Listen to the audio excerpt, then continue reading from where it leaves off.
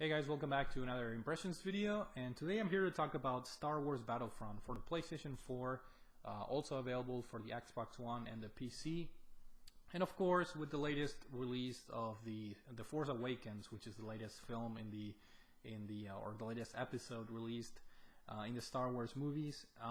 There's a lot of hype, there's a lot of excitement, and of course I like Star Wars, so here I have Star Wars Battlefront in front of me, and I already put a decent amount of hours into the game, enough to warrant my impressions video, I think. So overall, I think this game it's pretty fun, but it falls short in a lot of points.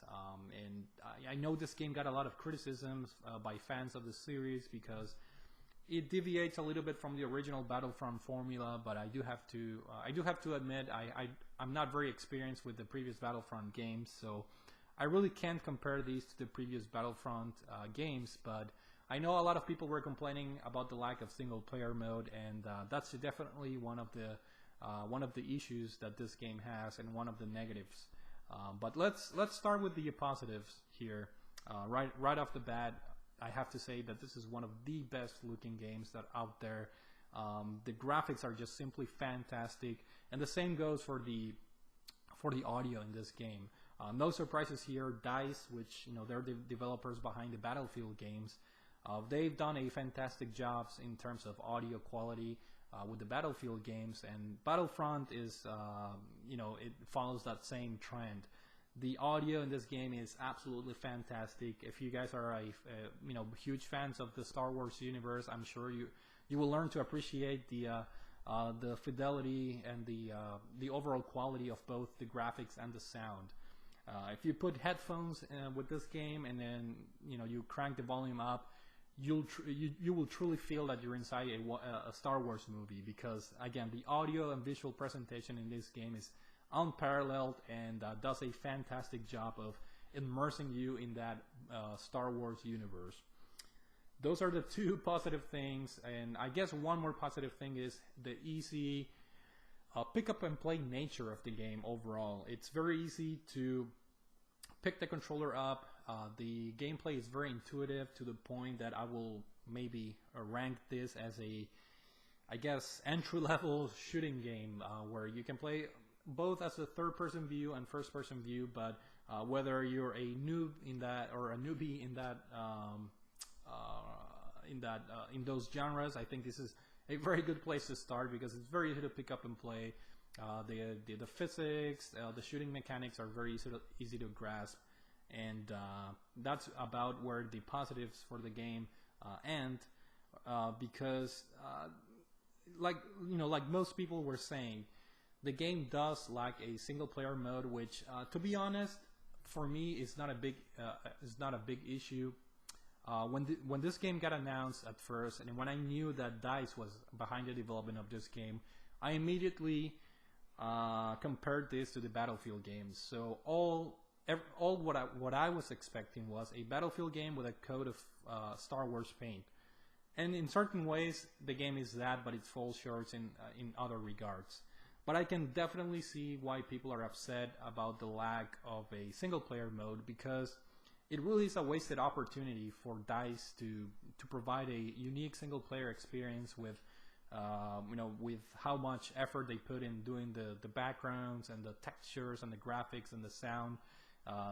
In my opinion, a single player mode in this game would have been fantastic, and it's a true shame that they did not include one. And it's completely understandable to see why so many people are upset regarding the lack of a single player mode. Now again, when this game got first announced, my mind immediately said, I'm gonna buy this for the multiplayer mode. So let's focus a little bit about the multiplayer. And the game, it's fun, but that's about it. I played the beta, and I put my impressions on the beta a couple months ago, weeks ago, and I had fun with the beta. But really, the final game is an expanded beta, really. The basic gameplay that was available in the beta translate into the full version of the game, and that's a little bit somewhat disappointing thing. When comparing to the Battlefield games, which I'm a very big fan of, we're missing, for example, squads. You don't have squads. You can have a partner that you can spawn into, but there's no voice chat in the game, which baffles me. In any first-person shooter that it's online and competitive, should have that option, in my opinion, just because of the communication factor and working as a team, basically. So the fact that the game doesn't have squads, it's a major no-no for me. And if you have friends, you can have obviously the PS4 party or party chat to talk to your friends. But as far as playing with random people or just random people that you find online, you really cannot communicate with them, which is a true shame. Another thing that makes the gameplay very, very basic is the lack of classes, which of course they add a layer of complexity and strategy to the Battlefield games, where you can be a medic, you can be a recon, sniper, assault, engineer, and each class has its own functions that make the gameplay different and varied and very, very tactical. Battlefront completely misses those classes, and of course makes the gameplay even more basic. So no squads, no classes, brings the gameplay to this lane of this game to an extremely basic levels. The only perhaps element of strategy in this game is the usage of cards, which is basically extra items or specs that you can carry with you. The more you play the game, the more money you get, and with that money you can buy new cards. For example, you can buy grenades, you can buy proximity weapons, you can buy a jump pack, you can buy radar, perks that you can see the enemies when the enemies are near you. And you can buy like homing missiles, and every time you use a card there's a cooldown period before you can reuse it again. So that's about the extent of the complexity of the gameplay, I guess, because depending on the game mode you play, there are definitely certain perks or cards that are more beneficial for your use. For example, if you're playing Drop Zone, in which you have to activate these pods that just fall from the sky, it's pretty useful to have a personal shield card that gives you, I think for 7 seconds you're inside this shield that protects you from enemy fire. That way it gives you enough time to activate a pod even though people are shooting at you. So in that regard, that particular item is very useful. And through other game modes, there are other perks that are more beneficial to use in those modes. That's another, I guess, positive thing about the game, but at the same time another negative thing. It's the variety in the gameplay modes. There is plenty, like more than I want to say more than 8 or 9 different game modes, where you have your typical team deathmatch type of game mode where the team with the most kills wins the round, and then you have other modes like Drop Zone, which is the one where you have to activate the pods and defend them once they're activated. Game modes that are similar to Conquest from the Battlefield games. In this case, it's called Supremacy. And several heroes. You have a heroes versus villains, in which you can become, if you're a hero, you can become Luke Skywalker or Princess Leia or Han Solo. And if you're playing for the villains, you can become Darth Vader and Boba Fett and so on. So varied game modes that for different amount of people that play the game. I was saying it's a good thing because there's a lot of variety in the gameplay, but it's a negative thing because it divides the user base pretty heavily. And of course, just like any other Battlefield game, people tend to flock to 1 or 2 modes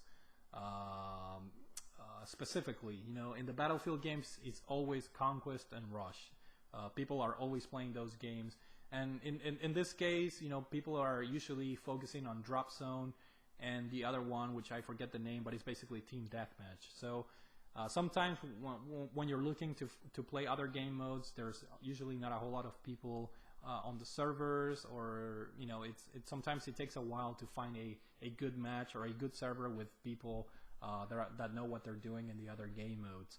And that will become even worse once the season pass is released, which is another negative thing in my opinion about this game, because the core vanilla maps, or the vanilla weapons and maps that are offered in the game, in the basic game, without buying any types of season pass or DLCs, it's adequate, but it's not good enough.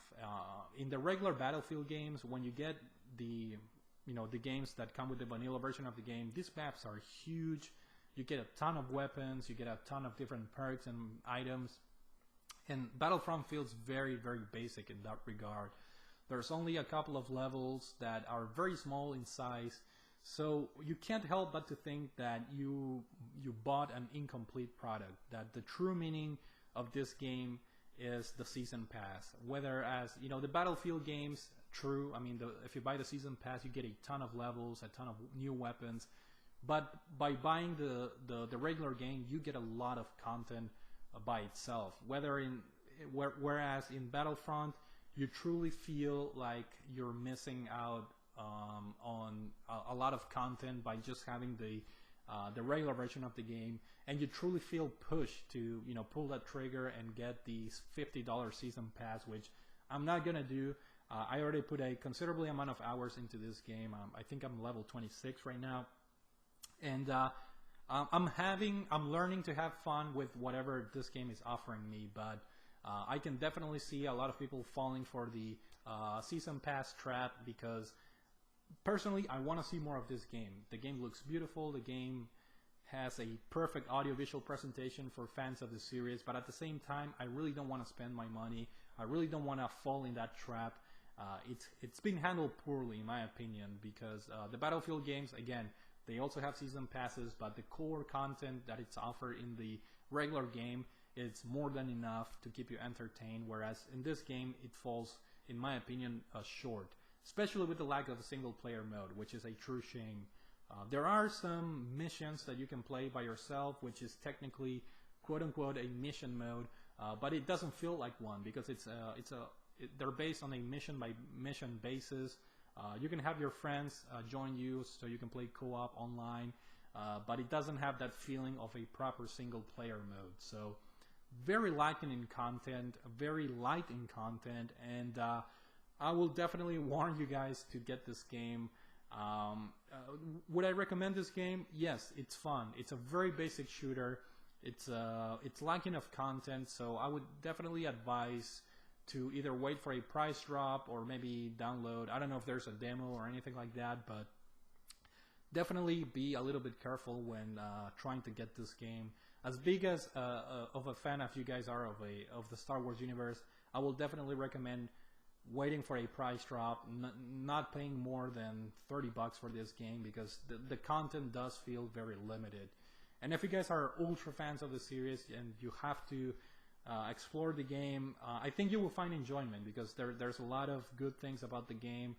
Not only the graphics, but everything, just the gameplay. When everything comes together, it can deliver a very fun Star Wars experience, but be very careful, because the content is, in my opinion, lacking. And the season pass, it's somewhat of a must if you want to enjoy the full spectrum of the game. So that's it for now. Star Wars Battlefront, an enjoyable game, but I would definitely recommend waiting for a price drop of the game before getting your feet wet with this. So that's it for now. Thank you guys for watching, and I will see you all later.